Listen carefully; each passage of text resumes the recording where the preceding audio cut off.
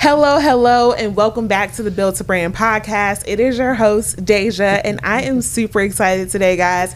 I have one of my good friends and stylists to the celebrities, honey, Tamra Nicole, here with me today. We're going to talk all about how she got her start, you know, some of the amazing spaces and places and people that she has had the opportunity to work with, and then what's next for her as well. So let's go ahead and dive right in. This is a Build to Brand podcast. Come on. You know, yes, that was good. That was really good. Okay, good. That was really good. So, friend. Yes. So happy to have you here. Thank you for having me. Thank you for coming. And tell me, as I said, how did you get your start? How did we become Tamra Nicole, the stylist? Yeah. Did you always know this was going to be the path? No, girl. Okay, tell us all about it. So I went to Howard University, and I was a dance major. So I was always a creative. I was a dance major.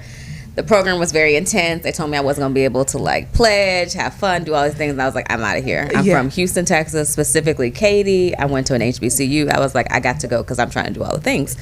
Ended up graduating with a degree in communications, moved to Atlanta, working in communications. And my coworkers at the time, who are my age now, were like, you look so great. You should look into image consulting. Had never heard of that because back then, you know, that, like no one was a stylist. Like no one was doing this. So, which I did some research, went to a meeting, which led to basically becoming the assistant to Usher and Tamika Foster. So Tamika Foster is Usher's ex-wife and also his stylist at the time. Yes. And I became their assistant, and I was doing that for like 9 months, and it was really cool. It was very different. I was responsible for doing all the logistics for his clothing, talking to a lot of the brands, the designers in America and then overseas. And I was like, this is really cool, but I know nothing about the fashion industry. Like, I don't even know how it works. So I decided to go to Parsons in New York City, where I studied fashion marketing, and then went into like luxury retail. Guys, and that's she's how talking it started. about the Parsons, okay? Yes. I don't know a lot, but I do know that is the spot you want to be. Girl, right? It was so expensive, but it was such a great experience. I got to do all the things I wanted to do, especially like study abroad, because that was something that was always on my heart, but I wasn't able to do at Howard. So I studied at the University of Westminster in London for a summer. Got to work there, and Parsons was great. Parsons was a great experience for sure. That's awesome. Yeah. So as you started to navigate this world of not only celebrity, but really the top of the top, creme de la creme when it comes to designers, what was that like for you? You said you were like, hold on for a minute. Let me go and get a little bit more education and then I'll be back. But as you started to navigate that space, was it like eye-opening? Were there any realizations that you had? It was very eye-opening. It was very much like, I knew it was very special to be in that room, right? But I always felt like I wanted more, in a way, like more impact, right? And so I always have felt like I'm a celebrity, so like my time, you are. Thank you. One day, I don't know, whatever the Lord has for me. But you know what I mean? I felt like my time was also really important, and I have always been a person who believes in balance and stuff. I think it just was like very telling that it's, at the end of the day, you're still dealing with a lot of different personalities. Absolutely. You know, after I got my start in like luxury retail, I was at Barney's, before Barney's, RIP to Barney's, and working in their studio services department. So I got to meet all the celebrity stylists. Like, I've worked with them, helped them do pulls, do all that kind of stuff. And then I went into like personal shopping at Bergdorf Goodman as an assistant, and then became a shopper myself. But all of that is just really dealing with so many personalities and being an understanding of people's needs, like, you know, anticipating their needs, anticipating the client's needs. So it was more about like, okay, girl, like at the end of the day, this is all about personalities and building relationships. Absolutely. So let's talk a little bit about kind of those pivotal moments where style and how you show up in the world like kind of matter, right? I think a lot of times we think about celebrities having stylists, but Tamra was actually my stylist, which is crazy to even say that out loud. Because you don't necessarily need one. Yeah, I'm like, I'm just a regular girl.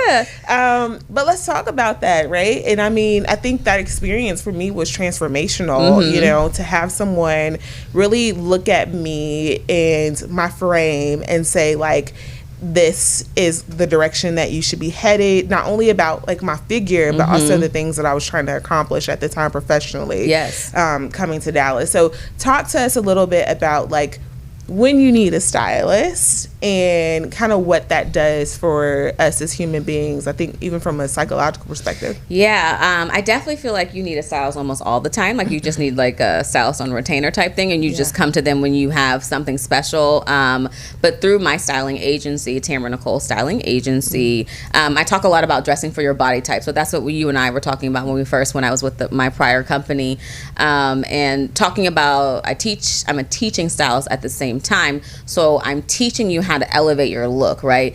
Post-pandemic, we are a very casual society.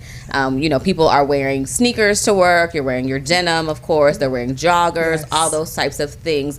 But I teach people how to be what I like to call elevated casual, right? Because you're still casual, like you're in sneakers, you're in jeans, but how do you elevate that look? And then how do you make that work for life, not just work? Weekend, but for your lifestyle, right? Because a lot of people, especially nowadays, like, with the whole like always shopping, click the link, people don't necessarily shop for their lifestyle, and then you end up with having so many clothes in your closet, which becomes so very overwhelming when you're trying to get dressed every day. And then you asked, when do people need me? I would say definitely during a transformation, like time frame.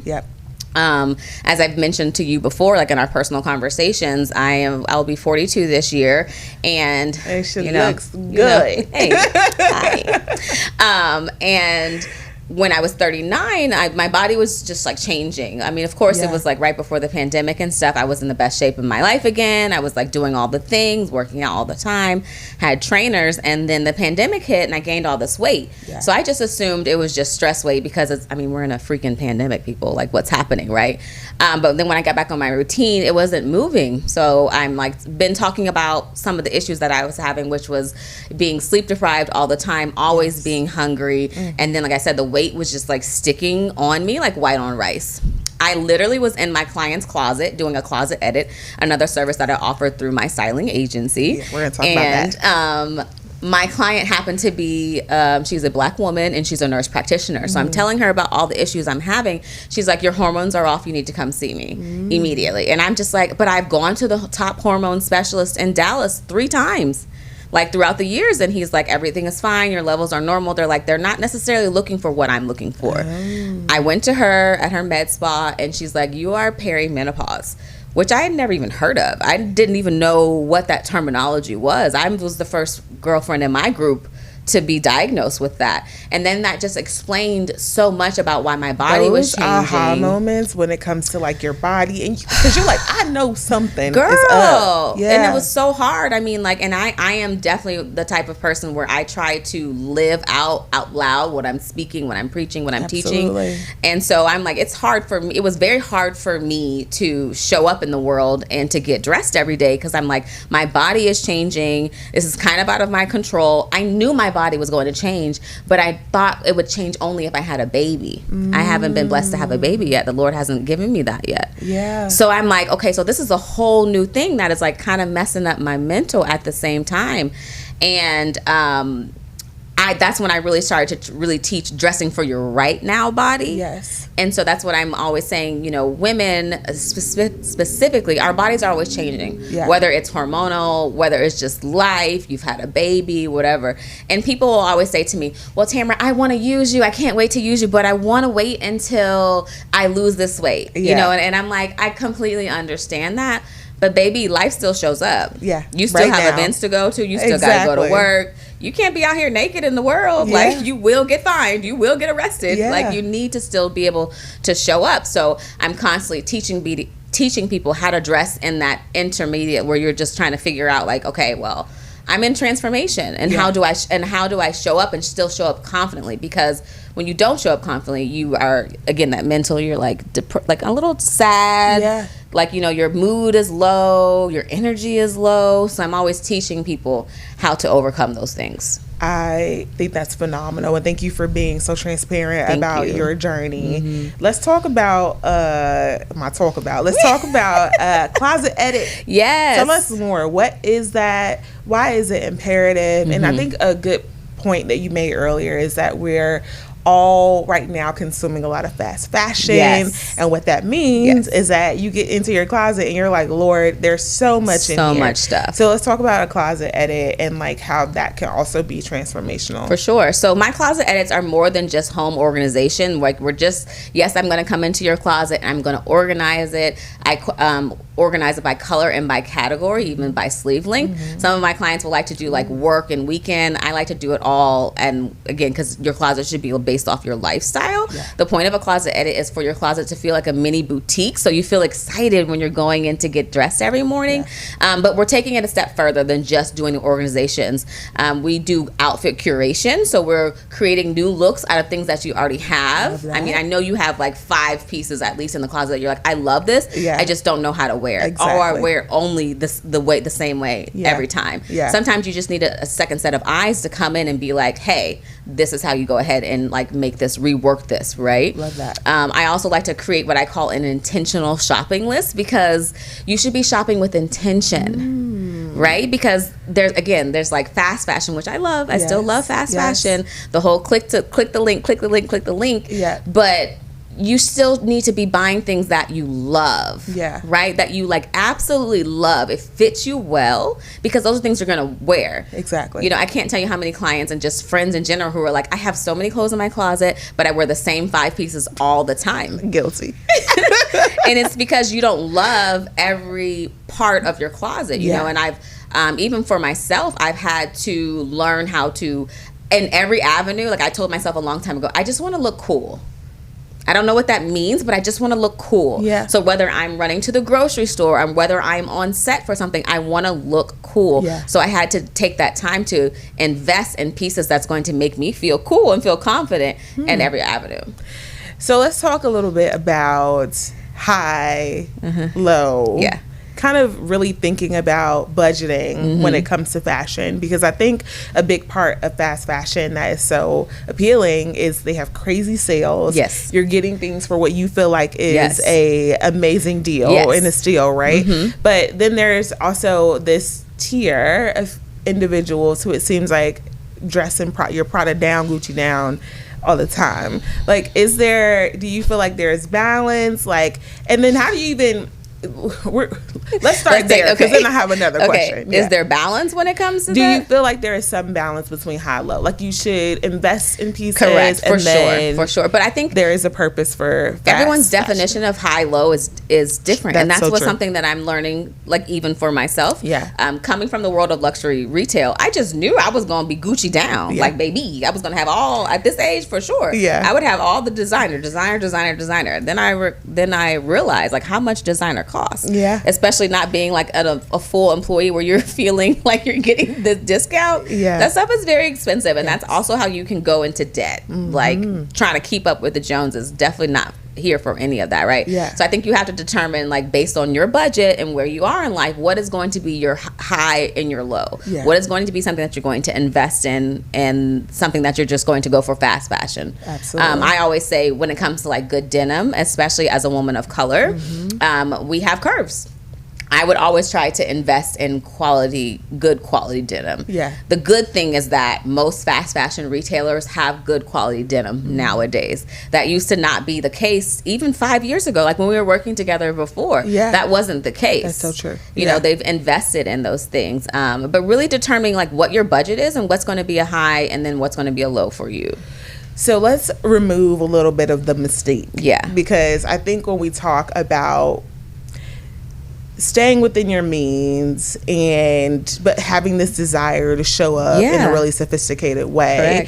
I'll say it from my perspective. I've worked on a ton of TV sets, production sets, and what I know is that a lot of our favorites are not always paying for the things that they were putting on their bodies, right? But it leads to some of us chasing what feels like an obtainable goal at times. Let's talk about that, right? So how are our favorites getting dressed? Like, tell us the secrets. What's the I think everything that you just said, like, it's like, this person I am this person, and because I am this person, that means I'm going to get a lot of this clothing for free. Absolutely free. And then because I am getting all these things for free, I'm going to expect you as the stylist to give me your services for free or at a discount.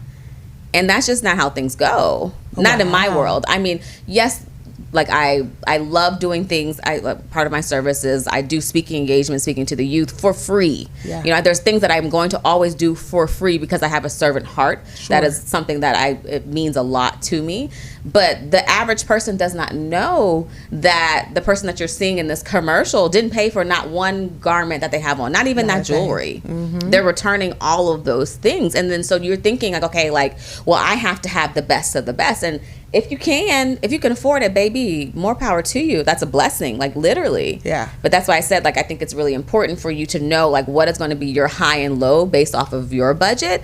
And then when you do thinking about shopping and you get that itch, you reference that intentional shopping list because you've done that closet edit. Absolutely. And so that you know exactly what it is that you need, right? And then even if you're like, okay, well, I might not need this thing, but I want to try this new trend for spring 2025. Yes. Okay, well, I put that on my list. So I know that I might not buy 10,000 pieces in this trend. I might just like do 2 or 3, and that's okay. That makes sense.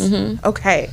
So tell us a little bit more about your personal journey, because I think a part of what I love about the fashion industry right now is that a lot of stylists are coming from behind the camera and they themselves are a brand. And I think you are a great example of a stylist who has also created a brand. In my opinion, you are a creator. Thank you. You have amassed a good following. So tell us a little bit about that journey from coming from behind the scenes to like, but also, did you know I'm that girl? I've been that girl.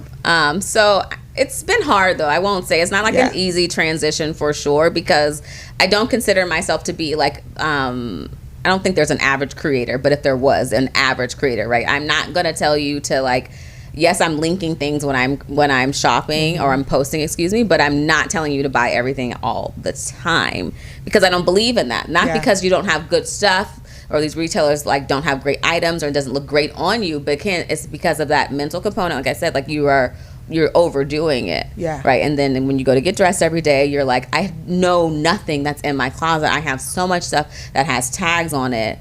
I'm feeling so overwhelmed because I have a closet that is bursting at the seams, right? So it's been a little hard trying to kind of figure out where I go and where I fit in. But I think the biggest thing that I've had to learn is that I am more about impact. Right. So again, I'm a Texas girl. I'm from Houston.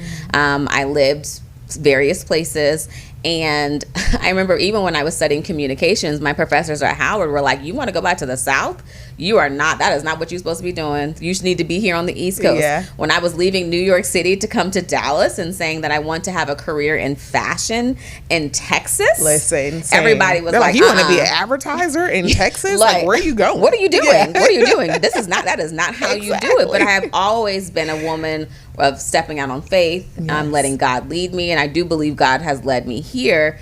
But this is, it's starting to figure, the pieces are starting to come together now, and it's making me feel like it's impact. The impact is where it's at. Not necessarily all those other things, but how much impact can I have in the world? I have a gift. The Lord has given me this gift. How many people can I share it with, right? Like, not necessarily, I love I work with a lot of executives, like higher end executives. I've styled like the president of McDonald's, partners at firms, like just lots of executives and business professionals, entrepreneurs, business owners. And I always thought that when I got into this business, I was going to be like with the top celebrities, right? But majority of my clients are the same people who are in those rooms who are making the decisions. You know what I mean? And sometimes again, it's just about impact. Carrying a little more power. Correct. Exactly. Correct. So it's about that impact, and then being able to give excellent customer service so that when my clients are in these rooms and they're making the decisions, they can think of me and say, hey, I have a stylist for you that's going to, yes, she's going to be a professional. You're going to love what she puts you on, and then she's going to make you feel good. Yeah. Right? The tagline of my company is, through clothing, I help my clients' inner light shine bright. Wow. Because that's what it's about. Yeah. We should be going out into the world. That's why I dress very bright majority of the time. Yeah. And shining bright. And so that you can go out and share your light with others, and then just continue to be like on this repeat effect of shining your light on the world, because there's literally so much darkness. Absolutely. Let's talk about elevation. Yeah. You talk about executives that you're styling and entrepreneurs. Let's talk about the prioritization of style when it comes to not only showing up as maybe a leader, but a brand and a business. Yes. Like, it's important, and I think it could be transformational, right? In some instances. It's so important. Nowadays, everyone is a brand, whether you work for yourself or you work inside of corporation. You are a brand. You are a walking billboard at all times, whether you're in the grocery store or you're on a panel. It's super important to be dressing for your body type, and it's super important to be representing your brand and representing it well. Absolutely. The old saying is, when you look good, you feel good. And I think I am the queen of teaching people how to feel good, and then teaching them about fit. Like, a lot of people don't know about the fit when it comes to young men, especially I work with a lot of people of color. A lot of boys are not taught about fit. They're taught that they need to wear a suit. Yeah. And they're taught that they need to know how to tie a tie, because I'm also a custom clothier. I make custom suits for both men and women. But what about the fit? Young boys have some of the issues, the same things as young girls. They have curves. If they work out, if they're in sports, they're going to have thick thighs and a round bottom. Absolutely. You know what I mean? And so it's like, and then a smaller waist. Yeah. So how are you combating that? Yeah. What brands are going to be your go-to, right? Yeah. So you are a brand at all times, and it's super important that you show up like that, and it doesn't matter where you're going. Even if you're traveling, like, you need to be on to a certain extent, right? But I believe in being like super comfortable at the same time. Like, I'm not teaching any of that. I don't put nothing on my body that I'm not comfortable in. Exactly. I just can't do that. Yeah. I will never forget, there is a woman that I still look up to this day. Her name's Chrislyn Burks. She is an advertising executive here in Dallas. And she came in to the office one day in these red Prada pumps. Yeah. And honey, when I tell you, she walked past me and I was literally like, oh my gosh, who is this woman and how can I be her, right? Yeah, right. I think not only did she always have a commanding spirit and personality, the way she dressed also helped to tell that story. For sure. So it's important to do that. Okay, let's talk a little bit about what I ask everyone, your favorite no. So as you traverse this journey, what has been that favorite no that has actually maybe turned into a redirection when you thought, this was going to be the thing? I haven't shared this story with like everyone, but probably being fired from my last 2 jobs. Okay. Like, I was so heartbroken at my last position, like in retail, because I had been there a very long time. Yeah. I had given my everything to them, like literally everything, blood, sweat, and tears. Like I was like all the way down for it. And then I got fired, and I was like at the top of my career, and I'm like, huh? And I'm not the girl to get fired, baby. Like, you know what I mean? Like, I'm a good worker. I do the things, you know, but the Lord will use you to let go of your ego, right? Yes. And then, so it was during the pandemic. It was 2 weeks before, like it was the month February of 2020. I got fired. 2 weeks, and so I started my company. 2 weeks later, we go into the pandemic, complete shutdown. So no one is getting dressed. That's when, of course, the athleisure trends like takes over. Everyone is talking about being comfortable. No one needs my services, and I'm like, God, do you hate me? Like, you put this on my heart. You told me this is what you want me to do. Yes. And now I'm here. Like, what is going on? So it did take like almost 2 years to kind of rebuild myself, rebuild my own type of self-confidence. And then like just complete, like honestly, sometimes like just being trusting of the Lord, you know, it was really hard. And then I got fired again. Yeah. Right.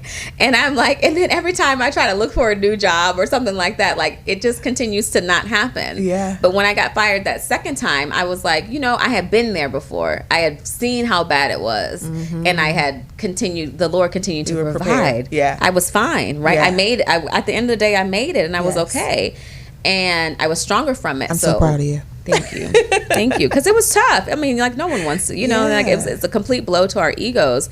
But that was my favorite no, because especially the second time, it was God telling me, all right, this is what it is. This is what I have for you. We've been talking about this prayer for 15 years, this dream of yours of owning your own company.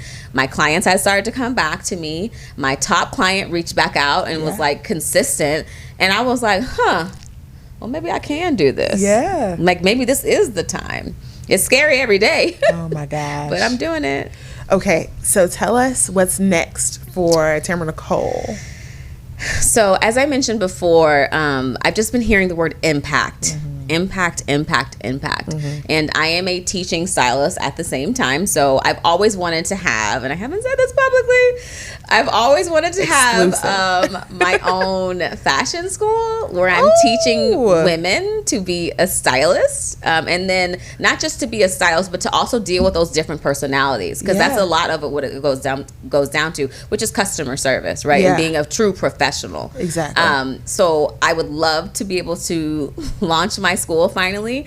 At one point, this is another reason why I said I wanted to come back to Texas, because I wanted to, you know, encourage young women who may not have the opportunities that I had to do what I'm doing, right? But then the Lord has told me lately, it's not just about young women, it's women in general who've had any experts, who've always wanted to be in fashion. Absolutely. Just didn't have the opportunity, whether it was children or whatever it is that life brought them, right? So that's definitely what I want to be able to do. Some type of like teaching professor, teaching like fashion somewhere. I would love to be able to do something like that and eventually launch my own school. Okay. Yeah. Oh my gosh. Okay, so you got the exclusive here. Here, Tamra yes. Nicole. I mean, if you ever have aspired to put that on, this woman is who you start with. Yes. I absolutely can attest to your skill, Thank you. your patience. Thank you. And I think like the personality match too, because you have, it's not just about the look, it's about making sure that it also showcases all the best parts of you too. Correct. Right? So I am so excited for you. Thank you. Okay, so tell everyone where they can find you on social, your website. Tell us. Yes. So my Instagram is styled by Tamra Nicole, styled by TAMRANICOLE. My business page is TNSA_agency on both Instagram and what is that, TikTok? I was like, what's the other thing? The ticks of the talks. And then you can follow me on, I do have a website, tamranicole.com. You can also follow me on LinkedIn, and it's under my full name, Tamra Nicole Bird, BYRD. Friend, thank you so much for coming by. Thank you, and help me put my deepest, darkest out here in the world to see. That's why everybody means go to what's supposed to podcast. So happen. you be like, well, let me tell you what really happened. Exactly. Oh my gosh. Well, thank you. Thank and guys, you, this is Deja. another episode of the Build to Brand podcast. We're super excited to keep bringing you guys all of this insider baseball, as I like to call it. Today, we tackled the subject of styling fashion again. If you are in a space where you're ready to elevate your look or just want to do a closet edit and see what you already got, hit Tamra up. Yes. All right, y'all. Thank you. Bye.